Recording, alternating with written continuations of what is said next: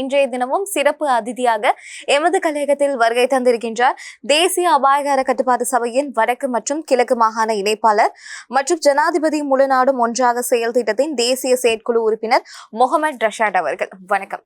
வணக்கம் அரணி, எப்படி இருக்கீங்க? நல்லா இருக்கிறோம். எங்களுடைய அழைப்பை ஏற்று கலையகத்திற்கு வருகை தந்தமைக்கு பெரிதும் மகிழ்ச்சி.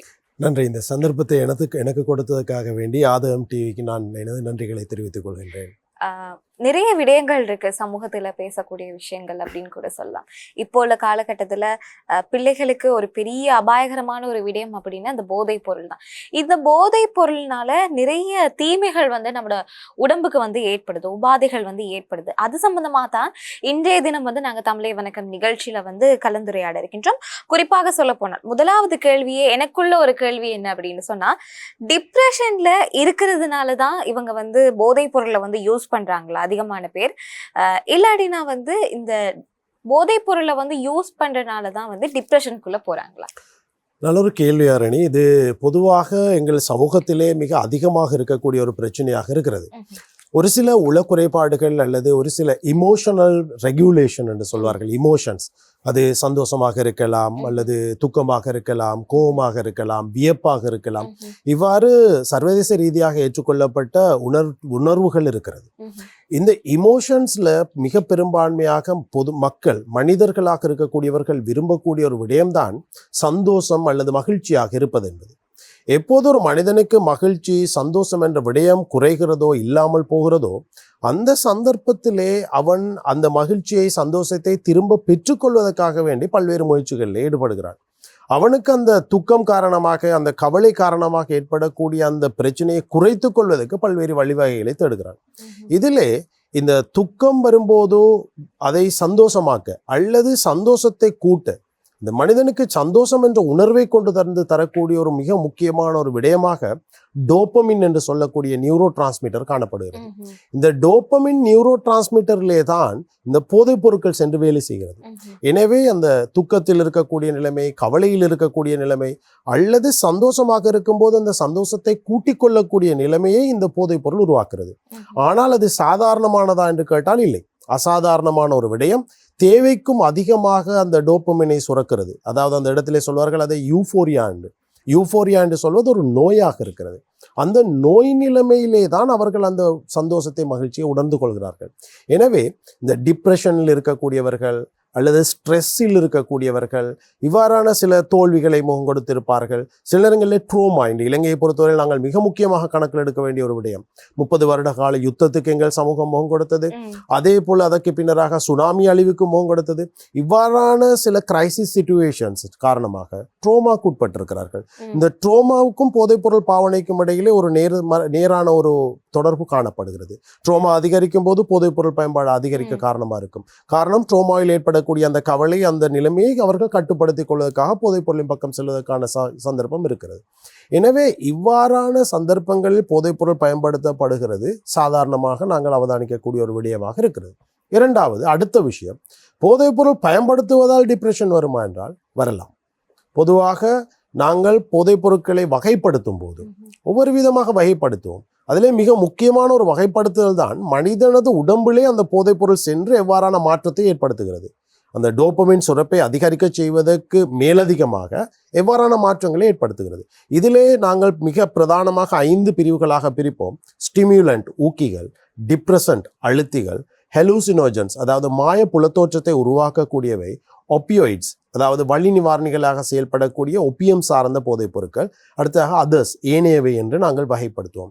இதில் எப்போதுமே ஒரு போதைப் பொருள் ஒரு குறிப்பிட்ட அந்த குறிப்பிட்ட தலைப்பைச் சேர்ந்த ஒரு போதைப் பொருளை ஒருவர் பயன்படுத்தி அந்த போதைப் பொருளை விட்டு அவர் வெளியேறும் போது அந்த போதைப் பொருளால் ஏற்படுத்தப்பட்ட மாற்றத்துக்கு நேர் எதிரான ஒரு மாற்றத்தை அவர் சந்திப்பார். உதாரணமாக ஸ்டிமுலண்ட் வர்க்கத்தில் இருக்கக்கூடிய ஒரு போதைப் பொருளை பயன்படுத்திய ஒருவர் அந்த பயன்பாட்டை விடும்போது டிப்ரெஷன்டாக மாறுவார், டிப்ரெஷனுக்குள்ளே போவார். இன்று இலங்கையிலே மிக பிரசித்தமாக பேசப்படக்கூடிய ஐஸ் என்று சொல்லக்கூடிய மெத்தம்பெட்டமின் ஒரு ஸ்டிமுலண்ட் வர்க்கத்தை சேர்ந்த போதைப் பொருளாக இருக்கிறது. இந்த ஐஸை பயன்படுத்தியவருக்கு தூக்கம் இருக்காது, களைப்பு இருக்காது, பசி இருக்காது, எந்த பிரச்சனையும் இல்லாமல் தனது வேலைகளை தொடர்ந்து இயக்கத்தில் இருக்கக்கூடிய ஒருவராக இருப்பார். எப்போது அந்த எடுத்துக்கொண்ட போதைப்பொருள் உடம்பை விட்டு வெளியேறி அவர் அடுத்த கட்ட போதைப்பொருளை பெற்றுக்கொள்ள வேண்டுமோ அந்த சந்தர்ப்பம் வந்தும் அவர் அதை பெற்றுக்கொள்ளாத சந்தர்ப்பத்தில் அவர் டிப்ரெசண்டாக மாறுவார். இந்த சந்தர்ப்பத்திலே கவலை என்னவென்று தெரியாத ஒரு கவலை அவருக்கு ஏற்படும், இயக்கத்திலே பெருமளவு குறைபாடு ஏற்படும், அதீத தூக்கத்தை உணருவார், உணவு ருசியின்மை அல்லது உணவு உண்ண விருப்பம் இல்லாமை, அன்றாட வேலைகளை செய்ய முடியாமை, இவ்வாறு சென்று சில நேரங்களிலே தன்னை தானே வதைத்து கொள்ளல் அல்லது தற்கொலைக்கு முயற்சி செய்தல் என்று சொல்லக்கூடிய அளவு வரையும் இந்த நபர்கள் போகக்கூடிய சந்தர்ப்பம் இருக்கிறது.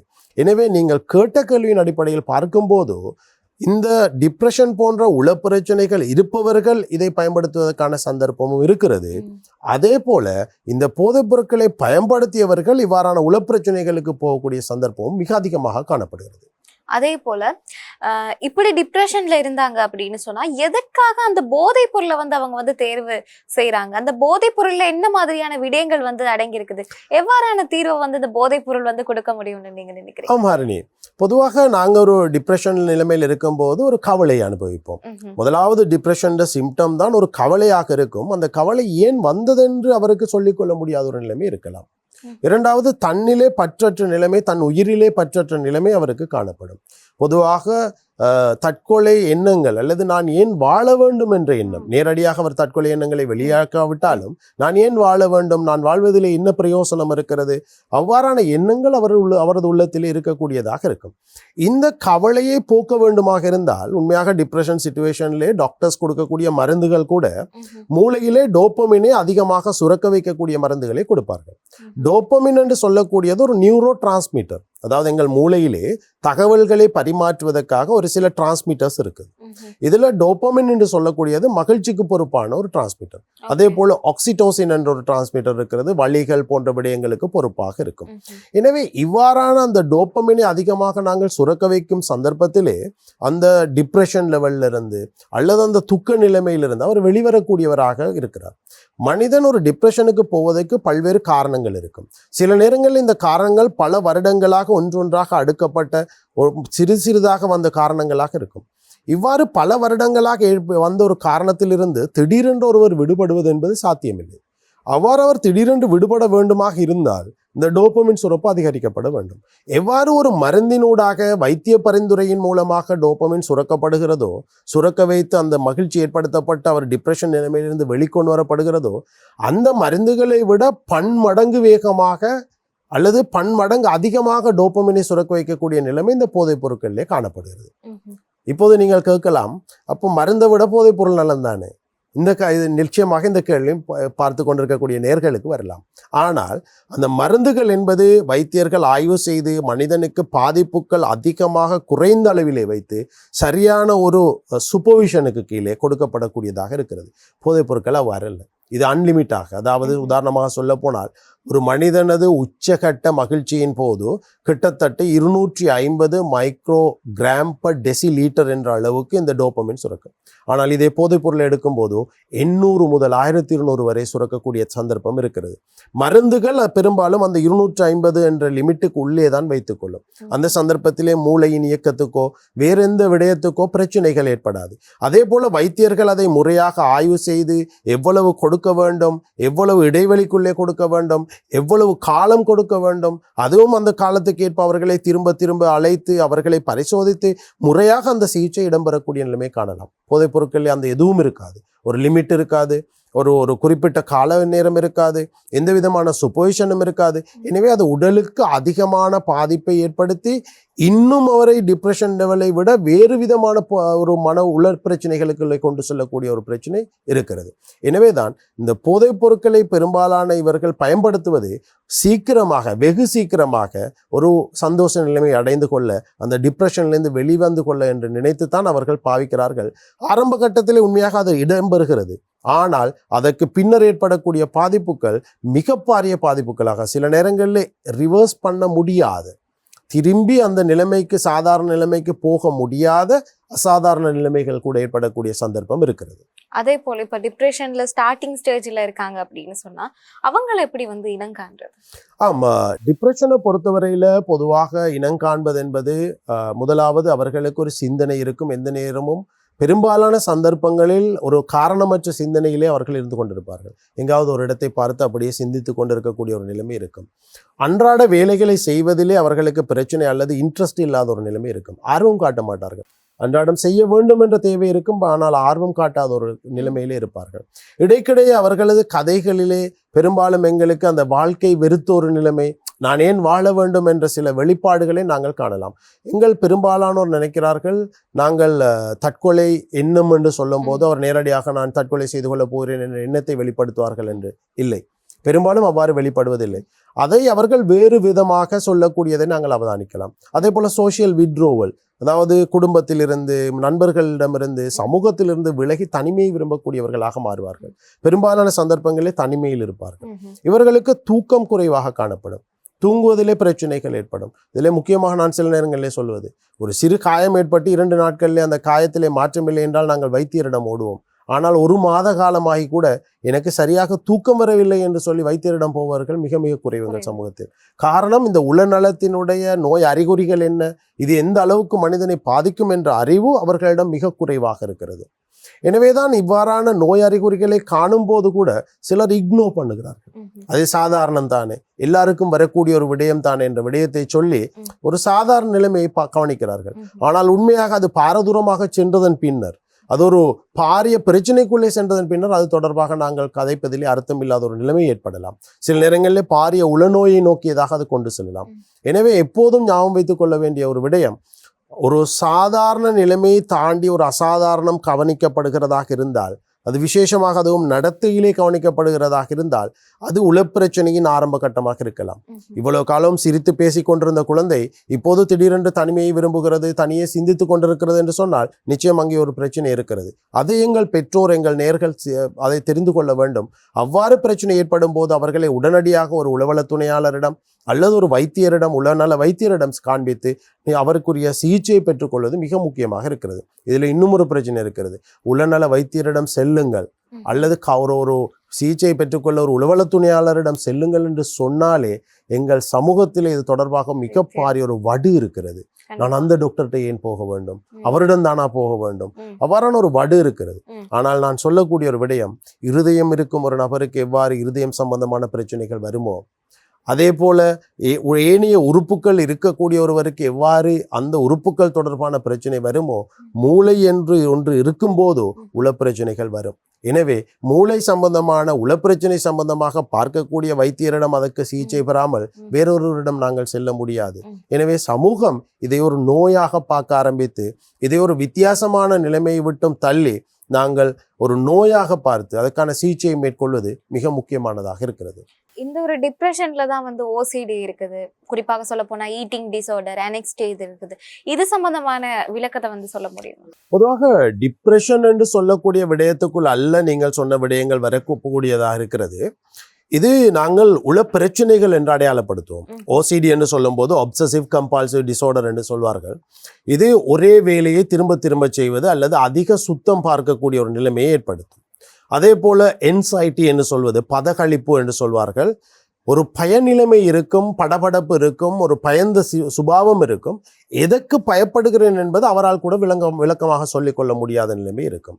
இவ்வாறு லேர்னிங் டிசார்டர் என்று சொல்வது, அதாவது கல்வி கற்றல் சம்பந்தமான பிரச்சனைகள், இடர்பாடுகள். லேர்னிங் டிசார்டர் சில நேரங்களிலே சகல பாடங்களிலும் இருக்காது. ஒரு சிலர் இருப்பார்கள், எல்லா பாடங்களையும் செய்து மொழி அல்லது கணிதத்தில் மாத்திரம் லேர்னிங் டிசார்டர் உள்ளவர்கள் இருக்கலாம். இவ்வாறு இந்த லேர்னிங் டிசார்டர் உள்ளவர்களுக்கு எதிர்காலத்தில் இன்னொரு விதமான பிரச்சனை வரும்.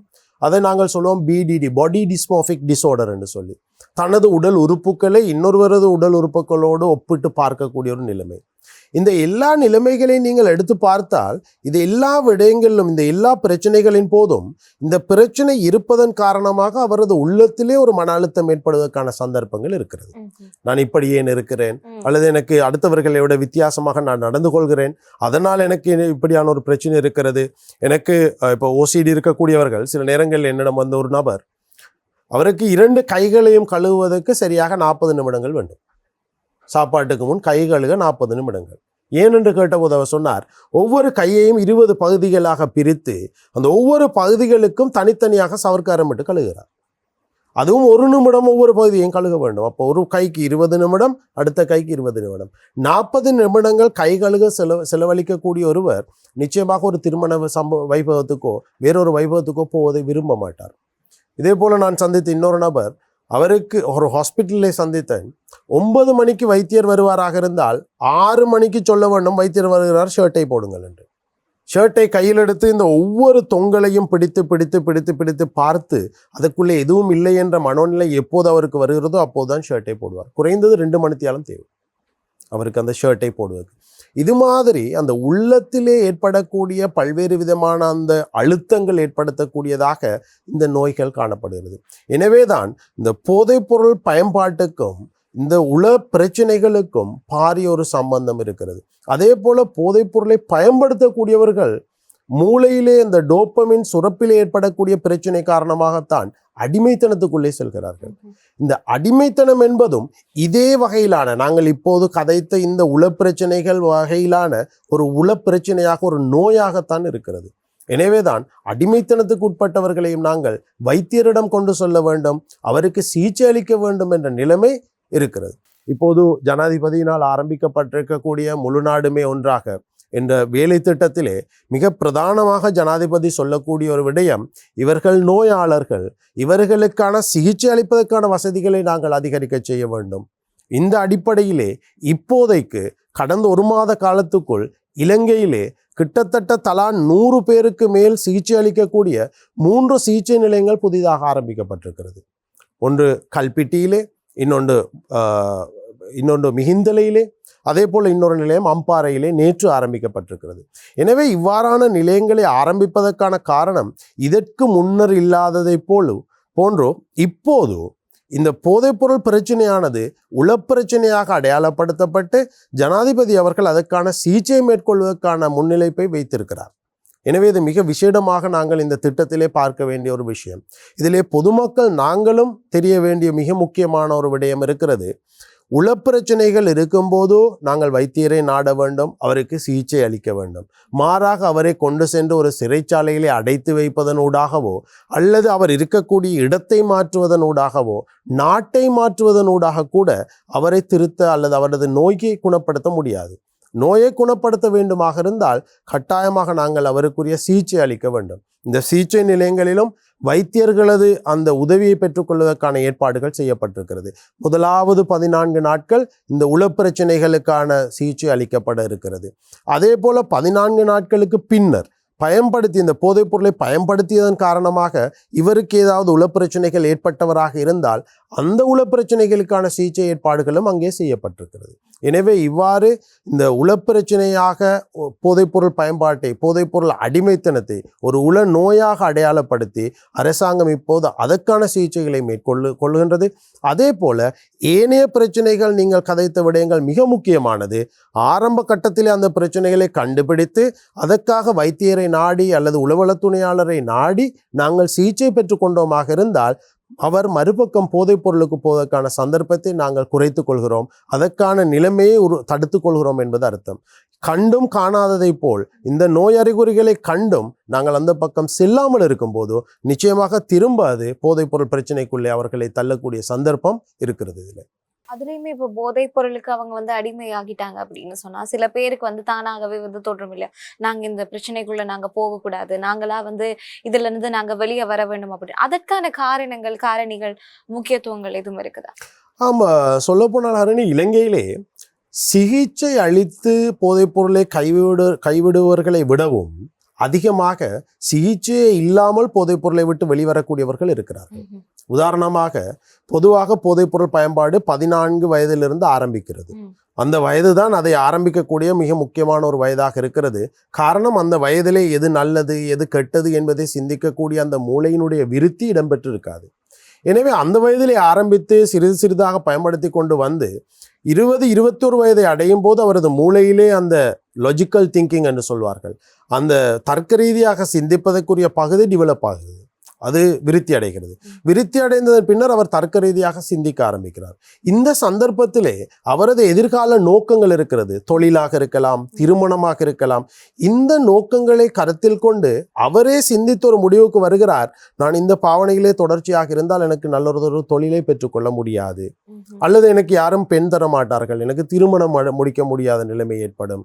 இந்த எண்ணத்தினால் அதை விட்டு வெளியேறக்கூடியவர்கள் அதிகமாக இருக்கக்கூடிய சந்தர்ப்பத்தை நாங்கள் காணக்கூடியதாக இருக்கிறது. இதற்கு மேலதிகமாக நாங்கள் பார்க்கும்போது நிச்சயமாக அவர்கள் தனியொரு நபராக இதை விட்டு வெளிவருவது சில நேரங்களிலே கடினமாக இருக்கும். குடும்பத்தினுடைய மிக முக்கியம் குடும்பம். ஒரு மனிதனை நாங்கள் எடுத்துக்கொண்டால் அவனது சோசியலைசேஷன், சமூகமயமாக்கல் என்று சொல்வார்கள். அதாவது உலகத்திலே இருக்கக்கூடிய விடயங்களை கற்றறிந்து அதை பின்பற்றக்கூடிய நிலைமையை சமூகமயமாக்கல் என்று சொல்வார்கள். இந்த கற்றலானது ஆரம்ப கட்டத்தில் இடம்பெறுவது குடும்பம், மைக்ரோ லெவலில் இடம்பெறுவது குடும்பத்துக்குள்ளே. எனவே இந்த குடும்பம் எவ்வாறு அமைகிறதோ, குடும்பம் எந்த அளவுக்கு அவருக்கு சப்போர்ட்டிவாக இருக்கிறதோ அந்த அளவுக்கு அவரை இலகுவாக அதை விட்டு வெளியில் எடுக்கக்கூடிய சந்தர்ப்பம் இருக்கும். அதே போல சமூகத்துக்கும் ஒரு பொறுப்பு இருக்கிறது. ஒரு சமூக அங்கத்தினராக அந்த குறிப்பிட்ட நபருக்கு நாங்கள் எவ்வாறான ஒரு மதிப்பை அளிக்க வேண்டும், ஒரு தனிநபராக அவர் விரும்பக்கூடிய விடயத்தை கொடுக்க வேண்டும் என்ற விடயத்திலே சமூகத்துக்கு ஒரு பாரிய பொறுப்பு இருக்கிறது. எனவே தனியாக அவர் வெளியாவது அல்லது தனியாக அதை விட்டு விடுவது என்பதை விட ஒரு சமூகத்தினுடைய, ஒரு குடும்பத்தினுடைய, மத தாபனங்களுடைய ஏனைய சகலரதும் ஒத்துழைப்புடன் அவர் அதை விட்டு வெளியே வருவாராக இருந்தால் நிச்சயமாக அதுதான் உண்மையான வெற்றியாக இருக்கிறது. எனவே ஒரு சிலர் எந்த சப்போர்ட்டிவும் இல்லாமல் வெளிவருவதும் அதே போன்று அவ்வாறு வெளிவர முடியாதவர்களுக்கு நாங்கள் சிகிச்சை அளித்து வெளியே எடுக்கும் போது நிச்சயமாக இந்த சப்போர்ட், அதாவது ஃபேமிலியினுடைய அந்த சொசைட்டியினுடைய சப்போர்ட் அதிகமாக தேவைப்பாடாக இருக்கிறது. அதிகமான போதைப் பொருள் யூஸ் பண்றவங்களுக்கு நடக்கக்கூடிய பிசிக்கலி மென்டலி பாதிப்புகள் எதுவும் இருக்குதா? நிச்சயமாக.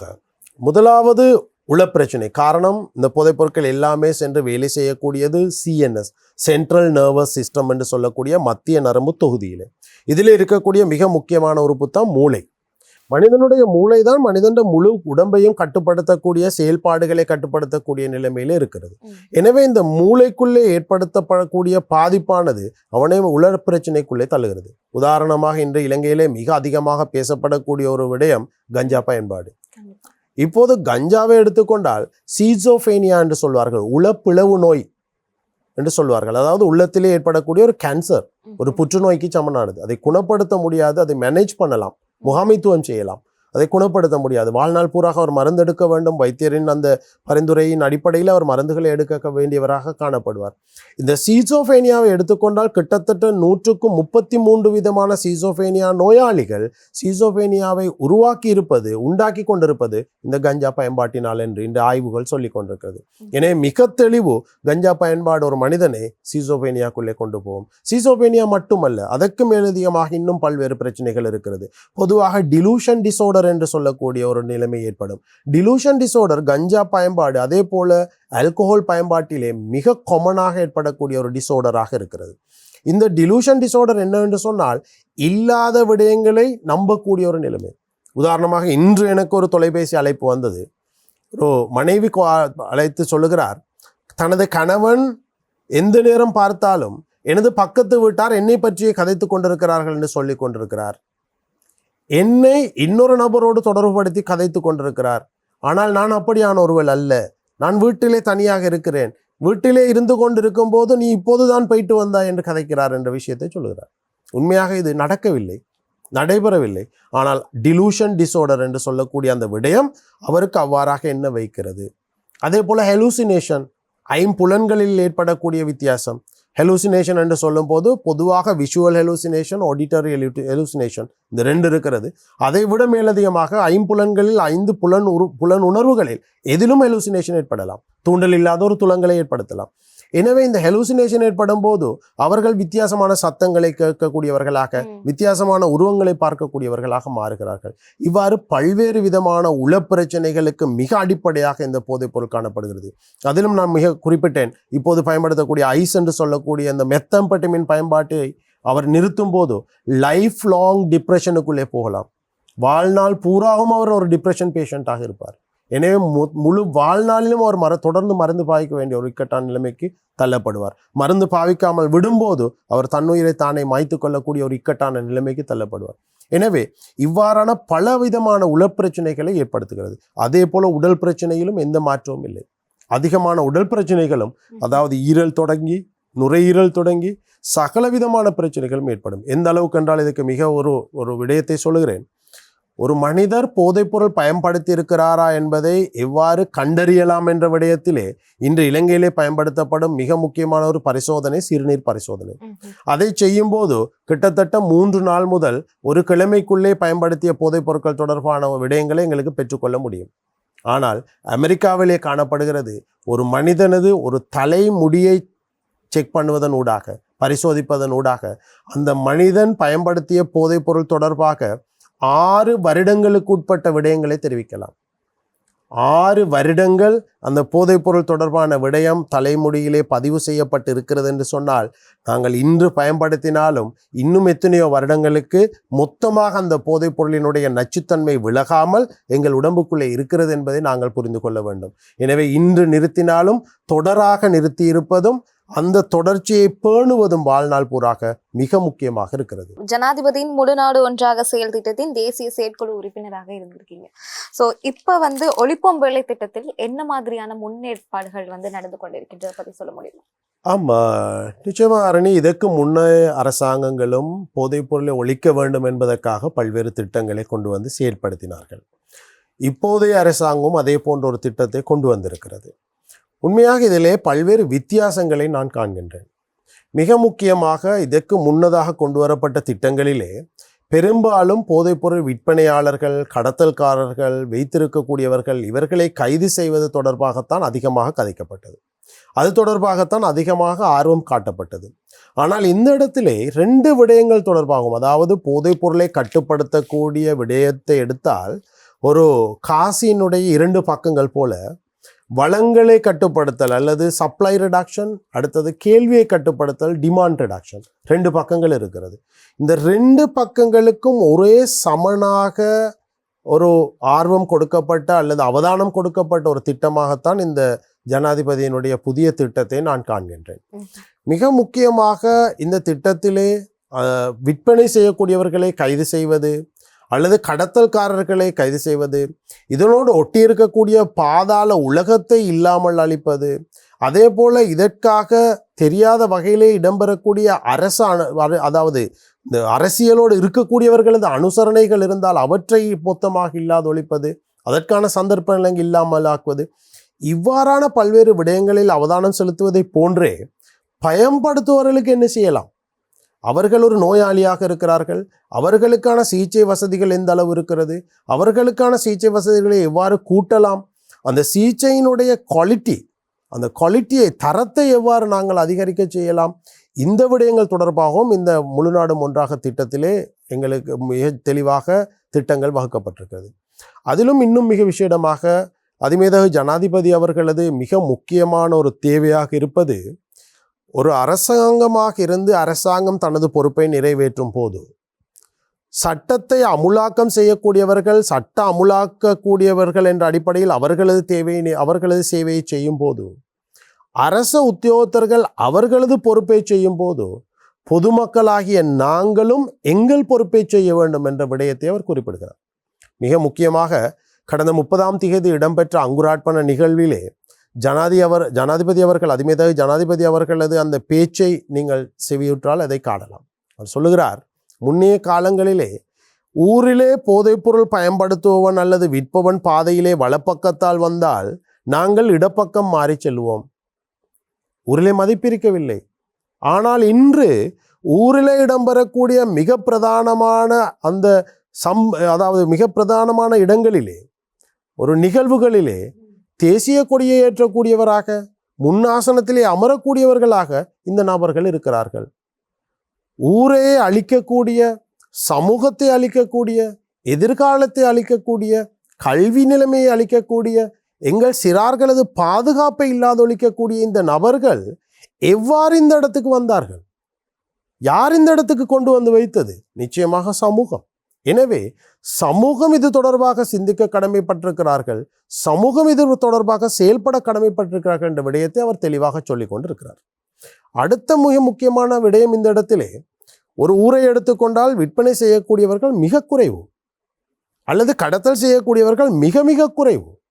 ஆனால் அடுத்த ஏனைய பொதுமக்கள் அதிகமாக இருந்தாலும் அந்த அதிகமான பொதுமக்கள் இந்த ஒரு சிலருக்கு பயந்தோ அல்லது ஏதோ ஒரு காரணத்துக்காக அவர்கள் தொடர்பாக எதிர்ப்பு தெரிவிக்காமல் நடவடிக்கை எடுக்காதவர்களாக இருக்கிறார்கள். எனவேதான் பொதுமக்கள் துணிந்து அவர்களுக்குள்ளே ஒரு மாற்றம் ஏற்படுமாக இருந்தால், அவர்களுக்குள்ளே ஒரு எழுச்சி ஏற்படுமாக இருந்தால் நிச்சயமாக இந்த விடயத்தை மிக இலகுவாக சாதிக்கலாம் என்ற நம்பிக்கை அதிமேதை ஜனாதிபதி அவர்களுக்கு இருக்கிறது. எனவேதான் தேசிய செயல் திட்டம் செயல்படுத்துவதற்கு ஒத்ததாக கீழ்மட்டத்தில் கிராஸ் ரூட் லெவலிலே பொதுமக்களில் இருந்து அந்த மாற்றம் ஆரம்பிக்கப்பட வேண்டும் என்ற விடயத்திலே மிக தெளிவாக இருக்கிறார். இந்த மாற்றத்தை செய்வதற்காக பல்வேறு விதமான அறிவூட்டல் நிகழ்வுகள், பல்வேறு விதமான செயல்பாடுகள் திட்டமிடப்பட்டு செயற்படுத்தப்பட்டு கொண்டிருக்கிறது. உண்மையாக சொல்ல போனால் இப்போதைக்கு இந்த திட்டம் ஆரம்பிக்கப்பட்டு 1 மாத காலம் கடந்திருக்கிறது. இந்த 1 மாத காலத்துக்குள்ளே பெரும்பாலும் சட்டத்தை அமுல்படுத்தல் தொடர்பான விடயங்கள் தொடர்பாகத்தான் அதிக கவனம் செலுத்தப்பட்டிருக்கிறது. இப்போது 1 மாதத்துக்கு பின்னராகத்தான் இப்போதுதான் அடுத்த பக்கத்துக்கான அவதானம் செலுத்தப்பட்டு 3 சிகிச்சை நிலையங்கள் உருவாக்கப்பட்டிருக்கிறது. இன்னும் பல சிகிச்சை நிலையங்கள் உருவாக்குவதற்கான இடங்கள் பார்க்கப்பட்டு அதற்கான ஏற்பாடுகள் செய்யப்பட்டு கொண்டிருக்கிறது. வைத்தியசாலைகளிலே இதற்கு தேவையான அந்த வைத்திய உதவிகளை செய்வதற்கான இன்ஸ்ட்ரக்ஷன்ஸ், அதுக்கு தேவையான விடயங்கள் சுகாதார அமைச்சினால் கொடுக்கப்பட்டிருக்கிறது. கவுன்சிலர்ஸ் போன்றவர்களுக்கான ட்ரைனிங் செய்யப்பட்டு கொண்டிருக்கிறது. இவ்வாறு பல்வேறு நடவடிக்கைகள் எடுக்கப்பட்டு கொண்டிருப்பதை நாங்கள் காணக்கூடியதாக இருக்கிறது. மிக முக்கியமாக இந்த குறிப்பிட்ட முழுநாடும் ஒன்றாக வேலை திட்டத்தினுடைய அந்த அங்குரார்ப்பண நிகழ்விலே கொடுக்கப்பட்ட அந்த துண்டு பிரசுரத்திலே தெளிவாக சொல்லப்பட்டிருக்கக்கூடிய விடயம், இந்த விடயம் இதற்கு முன்னதாக கதைக்கப்படாத ஒரு விடயம். ஒரு தொழில்வாண்மையான சமூக பணியாளனாக நான் மிக விரும்பக்கூடிய ஒரு விடயம், அதாவது இந்த பிரச்சனையை ஒரு ஹோலிஸ்டிக் அப்ரோச்சாக நோக்குவது என்று சொல்லக்கூடிய விடயம். இந்த ஹோலிஸ்டிக் அப்ரோச் என்று சொல்வது போதைப்பொருள் பிரச்சனைக்குட்பட்டவரது பிரச்சனை போதைப்பொருள் பிரச்சனை மாத்திரம் அல்ல, அது தவிர அவருக்கு இன்னும் பல பிரச்சனைகள் இருக்கிறது. எனவே அவரை ஒரு முழு மனிதனாக எடுத்து அவருக்குள்ள பிரச்சனைகளுக்கு அரச உத்தியோகத்தர்களது, சமூகத்தது, குடும்பத்தினது உதவியோடு எவ்வாறெல்லாம் தீர்வுகளை பெற்றுக் கொடுக்கலாம் என்ற விடயம் தொடர்பாக இப்போது சிந்திக்கப்பட்டு கொண்டிருக்கிறது. இரண்டாவது, அடுத்த பக்கமும் ஹோலிஸ்டிக் அப்ரோச், அதாவது அந்த குறிப்பிட்ட அப்ரோச் அப்ளை பண்ணப்படுகிறது. போதைப் பொருளுக்கு மட்டுமல்ல நாங்கள் பதில் சொல்ல வேண்டும், அடுத்த விடயங்கள் தொடர்பாகவும் நாங்கள் பார்க்க வேண்டும். ஏன் இந்த போதைப் பொருட்களே மக்கள் வருகிறார்கள், ஏன் இளைஞர்கள் இதுக்குள்ளே வருகிறார்கள், அந்த விடயங்கள் தொடர்பாகவும் நாங்கள் பார்க்க வேண்டும். விளையாட்டுக்களை விருத்தி செய்வது, விளையாட்டுகளுக்கான சந்தர்ப்பங்களை உருவாக்குவது, அதாவது இளைஞர்கள் தனது திறன்களை வெளிக்காட்டுவதற்கான சந்தர்ப்பங்களை உருவாக்கி கொடுப்பது, இவ்வாறு பல்வேறு விதமான விடயங்கள், தொழில் வாய்ப்புகளை பெற்றுக் கொடுப்பது, சமூகத்திலே இருக்கக்கூடிய போதைப்பொருள் பயன்பாட்டாளர்கள் தொடர்பான அந்த சமூக வடுவை இல்லாமல் ஒழிப்பது. சில வார்த்தைகள் இருக்கிறது, பொதுவாக பயன்படுத்துவார்கள், நிறுத்தியவர்கள் கூட அந்த வார்த்தையை கேட்கும்போது திரும்ப பயன்படுத்த வேண்டும் என்ற எண்ணம் அவர்களுக்குள்ளே வரலாம். எனவே அவர்களுக்கான ஒரு மதிப்பை, மரியாதையை ஏற்படுத்தி கொடுப்பது, இவ்வாறு பல பக்கங்களை ஒட்டியதாக பல கோணங்களிலும் இந்த பிரச்சனையானது நோக்கப்பட்டு கொண்டிருக்கிறது. எதிர்கால திட்டங்களை பற்றி சொல்ல முடியும்?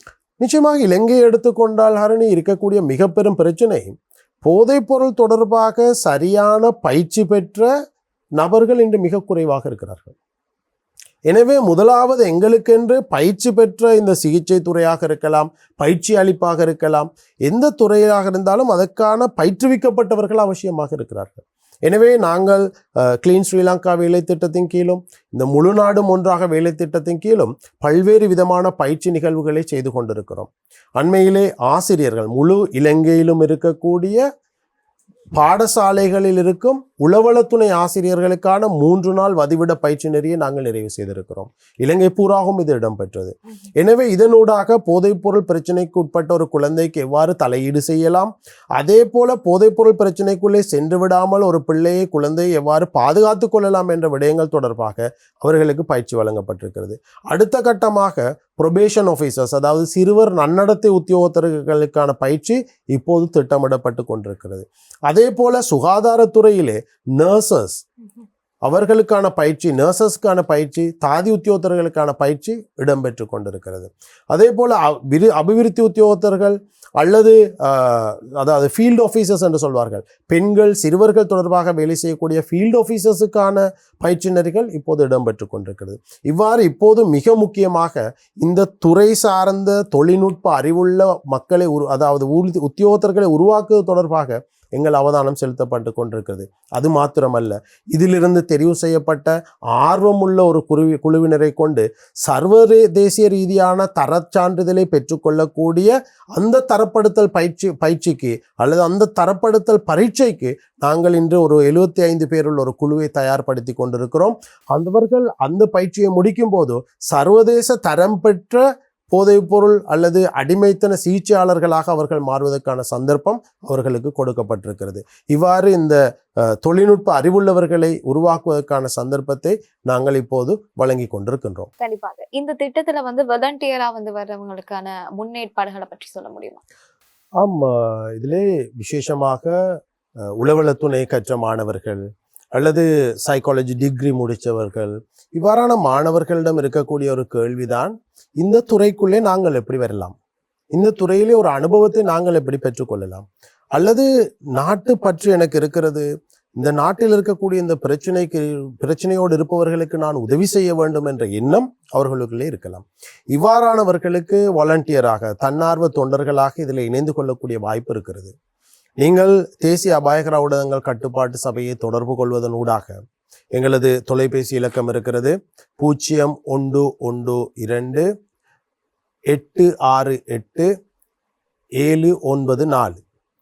இந்த இலக்கத்தை தொடர்பு கொள்வதன் ஊடாக உங்களது பெயர்களை பதிவு செய்து இந்த துறை தொடர்பாக இடம்பெறக்கூடிய பயிற்சி நெறிகளிலே கலந்து கொண்டு அதற்கு பின்னர் இந்த சிகிச்சை நிலையங்களிலே அல்லது மாவட்ட ரீதியாக இருக்கக்கூடிய எங்கள் உத்தியோகத்தர்களோடு சேர்ந்ததாக போதைப்பொருள் முத்தடுப்பு நிகழ்வுகளிலே கலந்து கொள்ளக்கூடிய சந்தர்ப்பம் அவர்களுக்கு இருக்கிறது. ஆனால் நிச்சயமாக அதிலே சில கட்டுப்பாடுகள் இருக்கும். இந்த துறை தொடர்பாக இருக்கக்கூடிய அந்த பயம் காரணமாக போலீஸ் ரிப்போர்ட் என்று சொல்வார்கள், அவரது கிளியரன்ஸ் ரிப்போர்ட் ஒன்று எடுக்க வேண்டிய கட்டாயம் ஒன்று ஏற்படும். காரணம், அவர்களது நன்னடத்தை தொடர்பாக நாங்கள் பார்த்து கொள்வதற்காக வேண்டி அதோடு சேர்த்து இந்த பயிற்சிகளும் வழங்கப்பட்டு அவர்களுக்கான சந்தர்ப்பம் கொடுப்பதை நாங்கள் இப்போது ஏற்பாடு செய்திருக்கிறோம். அந்த முறைப்பாடுகள் செய்பவர்களுக்கான பாதுகாப்பு திட்டங்களை பற்றி சொல்ல முடியுமா? இதிலே மிக முக்கியமான ஒரு விடயம் இருக்கிறது. இப்போது பெரும்பாலான பொதுமக்களுக்கு இவை தொடர்பான பிரச்சனைகள் நன்றாக தெரியும். விற்பவர்கள் கடத்துபவர்களே தெரியும் சந்தர்ப்பத்திலே நம்பிக்கையாக இந்த தகவல்களை நாங்கள் யாருக்கு கொடுக்கலாம் என்ற ஒரு கேள்வி இருக்கிறது. பொதுவாக போலீசாரிடம் இந்த விடயங்களை நாங்கள் சொன்னால் அந்த குறிப்பிட்ட குற்றவாளிகளுக்கு இன்னார்தான் சொன்னார் என்ற விடயம் போய்விடும் என்ற ஒரு சந்தேகம் பலரிடம் இருக்கிறது. இதற்கு முன்னர் நடந்தும் இருக்கிறது, அதை நான் இல்லை என்று சொல்ல மாட்டேன். அதை ஜனாதிபதியும் சொன்னார். எனவே இப்போது இந்த முழு நாடும் ஒன்றாக வேலை திட்டத்திலே தெளிவாக செயல்படுத்தப்படக்கூடிய ஒரு விடயம்தான், இதோடு தொடர்புள்ளதாக இருக்கக்கூடிய போலீசாரை மொத்தமாக அவர்கள் பணி நீக்கம் செய்வதற்கான ஏற்பாடுகளை செய்திருக்கிறார்கள். ஜனாதிபதி 30ஆம் தேதி உரையிலே சொன்ன போது எந்த காலகட்டத்திலும் இல்லாத அளவுக்கு அதிகூடிய அளவிலான குற்றம் செய்யப்பட்ட போலீசார் அவர்களது சேவை நிறுத்தப்பட்ட வருடமாக இந்த வருடம் இருக்கிறது என்பதை தெரிவித்தார். போதைப்பொருள் பயன்படுத்தினார்கள் என்ற குற்றத்துக்காக அல்லது போதைப்பொருள் பயன்படுத்தியவர்கள் என்ற சந்தேகத்தின் பேரில் அவர்கள் கொழும்புக்கு கொண்டு வரப்பட்டு தேசிய அபாயகர ஊடகங்கள் கட்டுப்பாட்டு சபையிலே போதைப்பொருள் பயன்பாடு தொடர்பாக பரிசீலிக்கப்பட்டு கிட்டத்தட்ட 900 பேர் இன்று வரையும் நிறுத்தப்பட்டிருக்கிறார்கள், சேவையிலிருந்து இடைநிறுத்தப்பட்டிருக்கிறார்கள். அதே போல அடுத்ததாக நேற்று முந்தின நாள் பத்திரிகைகளை பார்த்தால் விளங்கும், போதைப்பொருள் தொடர்பான குற்றங்களுக்கு சப்போர்ட்டிவாக இருந்தார்கள் என்பதற்காக கிட்டத்தட்ட 450 பேர் பணி நீக்கம் செய்யப்பட்டிருக்கிறார்கள். எந்த அளவுக்கு என்று சொன்னால் ஒரு சீனியர் டிஐஜி கூட இடைநீக்கம் செய்யப்பட்டு விசாரணை நடத்தப்படும் அளவுக்கு இன்றைய அரசாங்கம் செயற்பட்டு கொண்டிருக்கிறது. எனவே நிச்சயமாக நீங்கள் வழங்கக்கூடிய தகவல்கள் தொடர்பான அந்த இரகசியத்தன்மை பேணப்படும், அதே போல உங்கள் பாதுகாப்பு பேணப்படும் என்பதற்கான உறுதியை இந்த அரசாங்கம் தந்து கொண்டிருக்கிறது. அதற்கும் மேலதிகமாக பிரச்சனைகள் இருக்குமாக இருந்தால் இந்த முழு நாடும் ஒன்றாக வேலை திட்டத்திலே புதிய ஒரு இலக்கம் அறிமுகப்படுத்தப்பட்டிருக்கிறது, 18-18. 1818 என்று சொல்லக்கூடிய இலக்கம். இந்த 1818க்கு கால் பண்ணுவதன் ஊடாக நீங்கள் உங்கள் தகவல்களை கொடுக்கலாம். கடத்தல், விற்பனை இது தொடர்பான தகவல்களை கொடுப்பதன் ஊடாக நிச்சயமாக இந்த நடவடிக்கைக்கான உதவியை நீங்கள் செய்யக்கூடியதாக இருக்கிறது. அதே போல இன்னொரு பக்கம், எங்கள் குடும்பத்திலே ஒருவர் பயன்படுத்துகிறார், எனக்கு தெரிந்த ஒருவர் பயன்படுத்தி கொண்டிருக்கிறார், எனது ஊரிலே தெரிந்த ஒருவர் பயன்படுத்துகிறார், ஒரு நண்பர் பயன்படுத்துகிறார், அவருக்கு நான் எவ்வாறு உதவலாம், இவருக்கு எங்கு உதவியை பெற்றுக்கொள்ளலாம் என்ற கேள்வி எங்களுள் பலருக்கு இருக்கிறது. எனவே இவர்களுக்கான உதவியை செய்வதற்காக, இவர்களுக்கான அந்த உதவிக்கான எவ்வாறு அந்த உதவியை செய்ய வேண்டும் என்ற விளக்கத்தை தேசிய அபாயகர ஊடகங்கள் கட்டுப்பாட்டு சபை நாங்கள் கொடுத்து கொண்டிருக்கிறோம். அதற்காக வேண்டி 1927 1927 என்று சொல்லக்கூடிய எங்கள் அவசர இலக்கத்துக்கு நீங்கள் அழைக்கலாம். அந்த இலக்கத்தினூடாக எங்களது உளவள துணையாளர் ஒருவரை தொடர்பு கொண்டு உங்களுக்கான இது தொடர்பான உதவியை பெற்றுக்கொள்ளக்கூடிய சந்தர்ப்பம் இருக்கிறது. அதே போல மாவட்ட செயலகங்களிலே எங்களது உத்தியோகத்தர்கள் இருக்கிறார்கள், அவர்களை சென்று சந்திக்கக்கூடிய வாய்ப்பு இருக்கிறது. அதே போல பிரதேச செயலகங்களிலே எங்களது அபிவிருத்தி உத்தியோகத்தர்கள் நியமிக்கப்பட்டிருக்கிறார்கள், அவர்களூடாகவும் இது தொடர்பான சேவைகளை பெற்றுக்கொள்ளக்கூடிய சந்தர்ப்பம் இருக்கிறது. உளவள துணையாளர்களாக இருக்கலாம், தேசிய அபாயகர ஊடகங்கள் கட்டுப்பாட்டு சபையினுடைய மாவட்ட உத்தியோகத்தர்களாக இருக்கலாம், அல்லது இந்த பிரதேச செயலகங்களில் இணைப்பு செய்யப்பட்டிருக்கக்கூடிய இந்த அபிவிருத்தி உத்தியோகத்தர்களாக இருக்கலாம். நாங்கள் எல்லோருமே நிச்சயமாக இரகசியத்தன்மையை பேண கடமைப்பட்டவர்களாக இருக்கிறோம். உங்கள் தகவல்களை இரகசியமாக வைப்பது எங்கள் பொறுப்பாக இருக்கிறது.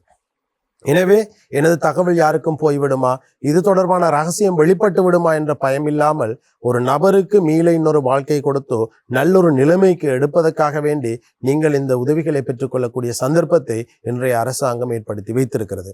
இதற்கு மேலதிகமாக இப்போது வரைக்கும் இருக்கக்கூடிய 119 118 என்று சொல்லக்கூடிய இலக்கங்களும் உங்களது முறைப்பாடுகளுக்காக, அதாவது கடத்தல், விற்பனை தொடர்பான முறைப்பாடுகளுக்காக இப்போது திறந்த வகையில் இருக்கிறது. கண்டிப்பாக சமூகத்தில் ஒரு மாற்றத்தை கொண்டு வர வேண்டும் அப்படின்னா எங்களிட்ல இருந்து தான் வந்து தொடங்க வேண்டும் அப்படின்னு சொல்லுவாங்க. இறுதியாக இளைஞர்களுக்கும் சரி, வீட்டில் இருக்க பெற்றோர்களுக்கும் சரி, சமூகத்தில் நாங்க கடைபிடிக்கக்கூடிய ஆலோசனைகள் அப்படின்னா என்ன சொல்லுவீங்க? நிச்சயமா இந்த இடத்திலே ஹரணி, கடந்த 30ஆம் தேதி ஜனாதிபதி அவர்களது அங்குரார்ப்பண வைபவத்திலே தமிழ் மொழியிலே நான் உரையாற்றியிருந்தேன். அந்த உரையிலே ஒரு விடயத்தை நான் குறிப்பிட்டேன். ஒரு பழைய பழமொழி திரும்ப அது ஞாபகப்படுத்தப்பட்டு நிச்சயமாக பல சோசியல் மீடியாக்கள் இருந்தது.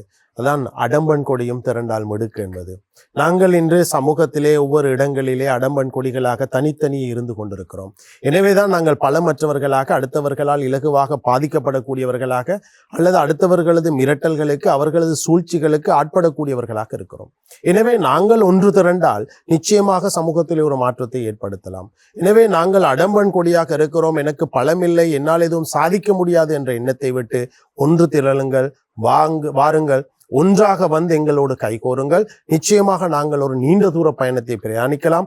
எங்களுக்கான ஒரு எதிர்காலத்தை, நாட்டுக்கான ஒரு எதிர்காலத்தை, எங்கள் வீட்டில் இருக்கக்கூடிய சிறார்களுக்கான நல்ல அழகான ஒரு எதிர்காலத்தை நாங்கள் உருவாக்கக்கூடிய சந்தர்ப்பம் இருக்கிறது.